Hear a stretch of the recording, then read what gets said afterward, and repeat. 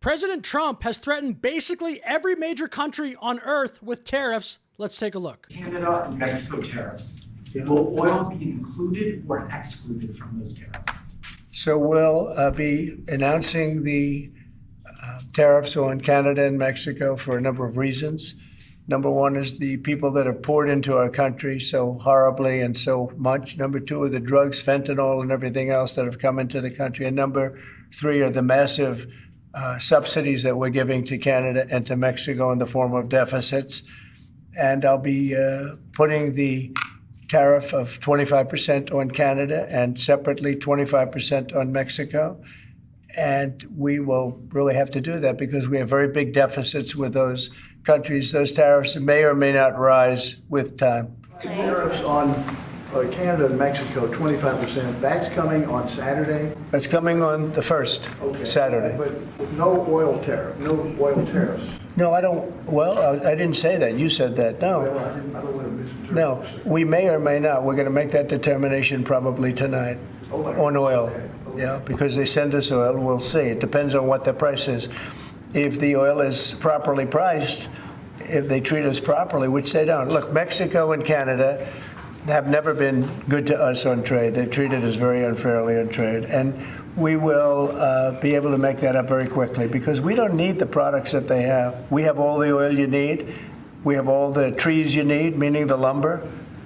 We have more than almost anybody in those two categories. In oil, we have more than anybody, and we don't need anybody's trees. We have to free up some of the tree areas that we have. We have great lumber in this country. We have to free them up environmentally, which I can do very quickly. But we don't need what they have. And for us to be subsidizing Canada to the tune of $175 billion a year and subsidizing Mexico to the tune of $250 billion, $300 billion a year. And Mexico is a method of China sending in its product. And with China, I'm also thinking about something because they're sending fentanyl into our country. And because of that, they're causing us hundreds of thousands of deaths. So China is going to end up paying a tariff also for that. And we're in the process of doing that. We'll make that determination what it's going to be. But China has to stop sending fentanyl into our country and killing our people.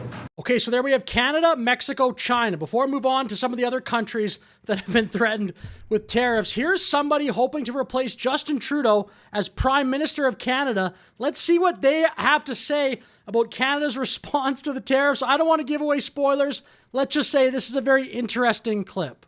Where do you see the opportunity? I think what Canadians are waiting to hear is what actually is this plan. Saturday's coming fast. Yeah. And what does that look like? You know, everything on the table. What does everything mean? Well, everything on the table means that we have to look at where the United States depends on us most and to say that that is where we're going to have the biggest impact. So whether that is electricity from Ontario, whether it is oil and gas from Alberta. Would you support turning off the power? If we have to, then I think that's something that we have to show Americans that we are friends, we are allies, we are partners, and we don't want to be in this trade dispute. This is something that is coming from them.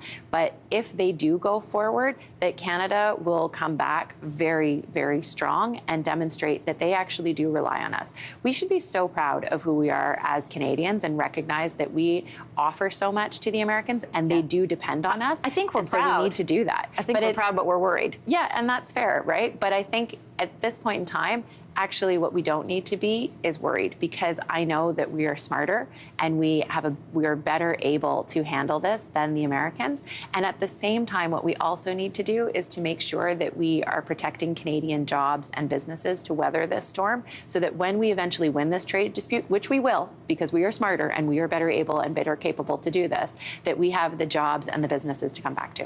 I mean, there's actually a lot you could say about that clip. I'll just say here, USA has an economy 10 times bigger than Canada's. Probably the most obvious thing to mention there. I also wonder how this little snippet will age, even in like a week's time. I think we're and proud. So we need to do that. I think we're proud, but we're worried. Yeah, and that's fair, right? But I think at this point in time, actually what we don't need to be is worried. Is very, very bad to us. They treat us very, very badly. They don't take our cars. They don't take our cars at all. They don't take our farm products, essentially. They don't take very much. We have a $350 billion deficit with the European Union. They treat us very, very badly. So they're going to be in for tariffs. And put Vladimir Putin on notice today with a social media post threatening tariffs and sanctions on Russia if a deal to end the Ukraine war doesn't come soon. It's the latest example of how the new president is making his presence felt around the world. Okay, so the globe basically is starting to fill in. Canada, Mexico, China, the European Union, Russia. I think you might have remembered this one, Colombia. On Sunday, President Trump said he is ordering tariffs and visa restrictions on Colombia. The threat comes after the South American country's president said his government won't accept flights carrying migrants deported from the U.S. And the newest one here, just hours ago, 5 more countries, really only 3 though, because Russia and China would have already been included, but the BRICS countries can add themselves now to the list. News that's coming in from the United States of America. It's the U.S. President Donald Trump who's now threatening the BRICS countries once again. Donald Trump in a statement has said there will be 100% Look how they spell Prez there on the screen. P-R-E-Z. tariff imposed on them if they try replacing the dollar. No new BRIC currency should be announced. Donald Trump said new currency will be equivalent to a 100% tariff. And BRICS, by the way, is Brazil, Russia, India, China, South Africa. Here we have a list of the biggest countries in the world according to GDP. I mean, there's not much left on this list. The obvious one here, the top one would be Japan. I don't think he said anything about tariffs for Japan, like since he's been President Trump for the second time. But I've heard him talk about Japan, I think, with tariffs, and I looked it up, and he has mentioned it before, like campaigning and stuff like that. Australia is the other one here, 13th. On the list, you got to go all the way down. I guess South Korea as well. I looked up Australia. Maybe South Korea hasn't really been much. There hasn't been much tariff talk. I don't know. Then you got to go down a little bit further because a lot of these countries are either in the BRICS or they're in the European Union. But you got Indonesia, Turkey. I mean, it's interesting. Maybe it's Saudi Arabia. I wonder what the biggest country on earth is that has never had a tariff threat from President Trump. I mean, he has multiple times said that is his favorite word. I always say tariffs is the most beautiful word to me in the dictionary. To me, the most beautiful word in the dictionary is tariff. And it's my favorite word. It needs a public relations firm to help it. But to me, it's the most beautiful word in the dictionary. 100, 200% on things you don't really like. You're also talking about 10, 20%. I agree it's going to have a massive effect, positive effect. It's going to be a positive, not a negative effect. Let me just tell you, let me tell you. I know how committed you are to this, and it must be hard for you to, spend 25 years talking about tariffs as being negative and then have somebody explain to you that you're totally wrong.